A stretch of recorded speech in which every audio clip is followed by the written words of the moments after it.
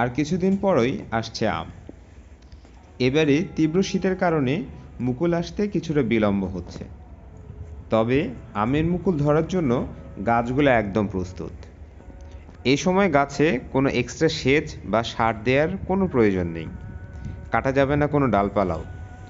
বড় বাগানগুলো যেসব সুস্থ গাছ রয়েছে, এ সময় কোনো আলাদা যত্ন বা স্প্রের কোনো প্রয়োজন নেই। মুকুল আসার পরপরই সব স্প্রে করতে হবে বা সব যত্ন শুরু হবে।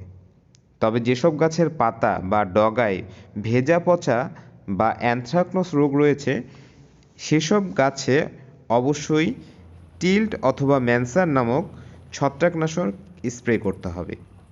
যদি টিল্ট স্প্রে করি তাহলে 16 লিটারের যে স্প্রে ড্রাম রয়েছে সেখানে 8 ml টিল্ট, অথবা যদি ম্যানসার স্প্রে করি তাহলে 16 লিটারের যে ড্রাম রয়েছে সেখানে 32 গ্রাম ম্যানসার দিতে হবে।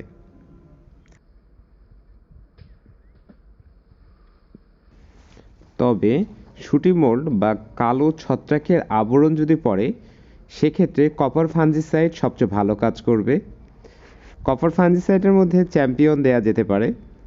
চ্যাম্পিয়ন 2 গ্রাম পার লিটার পানিতে মিক্স করে এটি দেয়া যেতে পারে। তবে এসব ছত্রাকনাশকের সাথে অবশ্যই একটি ভালো পেস্টিসাইড স্প্রে করতে হবে। তবে লক্ষ্য রাখতে হবে যে হপার পোকার প্রাদুর্ভাব দেখা দেওয়ার সাথে সাথেই ভালো মানের পেস্টিসাইড স্প্রে করতে হবে। এক্ষেত্রে ইমিটাফ অথবা স্প্লেন্ডর প্রভৃতি ভালো পেস্টিসাইড দেওয়া যেতে পারে।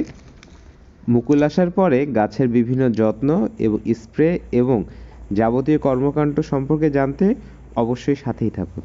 ধন্যবাদ।